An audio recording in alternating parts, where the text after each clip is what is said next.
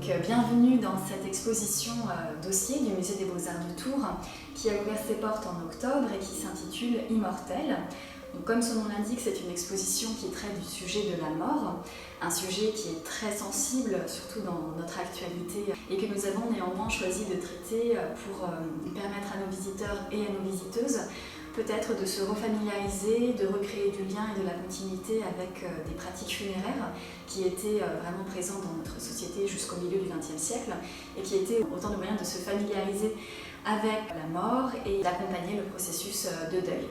Donc pour ce faire, nous avons choisi de rassembler dans l'exposition un certain nombre d'œuvres habituellement conservées en réserve, donc peu connues et peu visibles de notre public, des œuvres variées sur le plan technique mais aussi sur le plan chronologique puisqu'elles vont du XVIIe siècle à nos jours, et donc avec des œuvres qui sont donc des peintures, des sculptures, des documents d'art graphique et des photographies. Et nous avons délibérément choisi d'avoir un propos qui mélange à la fois histoire de l'art, histoire et anthropologie.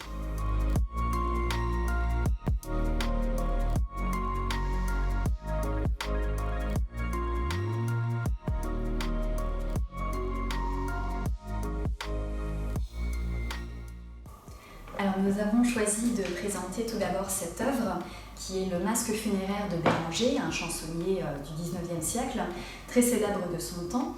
C'est une œuvre qui peut nous paraître assez étonnante dans la mesure où elle est un moulage, ou plus exactement un tirage à partir d'un moule réalisé sur le visage de cet homme juste après son décès. C'est quelque chose qui peut nous sembler vraiment surprenant aujourd'hui dans la mesure où c'est une pratique qui n'a plus vraiment cours, mais qui était très importante en France jusqu'au milieu du XXe siècle et qui remonte en fait à loin puisque les premiers masques funéraires sont attestés au Moyen-Âge, dès le XVe siècle. C'est une pratique qui au départ est réservée aux rois et aux reines et qui au fil du temps se démocratise jusqu'à concerner finalement les grands hommes, comme on les appelle à l'époque, et également les artistes au XIXe siècle. Et donc l'usage de ces moulages et de ces tirages permettait en fait une diffusion dans l'ensemble de la société. Et donc on sait que c'est une pratique qui était très importante, notamment auprès de personnalités célèbres comme Bonaparte, et que les masques funéraires étaient en fait quasiment collectionnés par un très grand nombre de personnes. Donc il y avait à la fois la sphère intime, mais également une sphère publique et évidemment politique.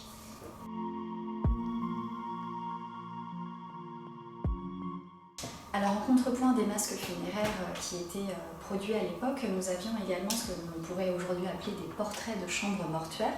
Donc on en a un très bon exemple ici avec la chambre mortuaire de Gambetta, autre homme politique majeur de la Troisième République.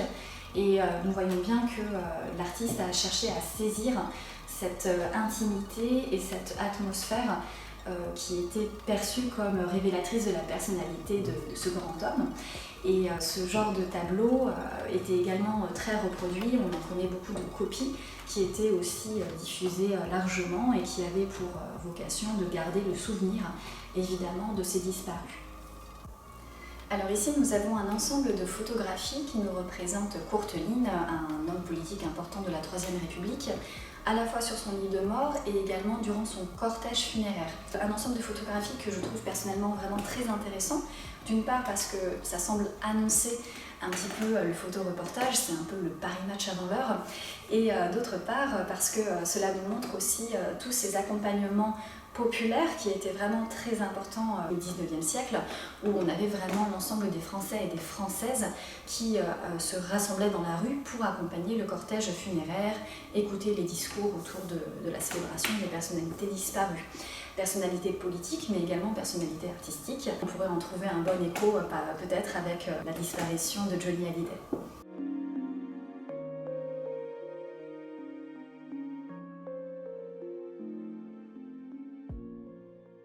Alors l'œuvre peut-être la plus imposante de cette exposition est ce grand tableau d'Alphonse Muraton qui a été réalisé en 1867 et qui nous montre un moine fossoyeur. Donc on sait qu'Alphonse Muraton, qui est un peintre d'origine tourangelle, avait passé plusieurs années dans le monastère de la Trappe. Et donc il est tout à fait possible que ce moine soit un souvenir de son passage au monastère, peut-être même une scène prise sur le vif. En tout cas, on peut vraiment y voir une réflexion sur la condition humaine et cette conscience de la mort qui nous attend, qui est peut-être ce que nous avons en commun finalement, y compris avec les personnes qui nous ont précédés. Et j'y vois aussi bien sûr une sorte de préfiguration du penseur de Rodin.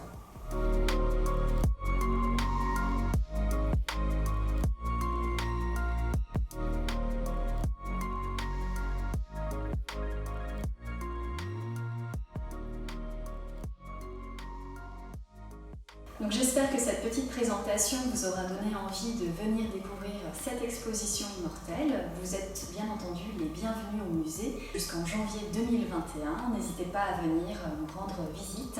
Nous serons heureux de vous accueillir au musée.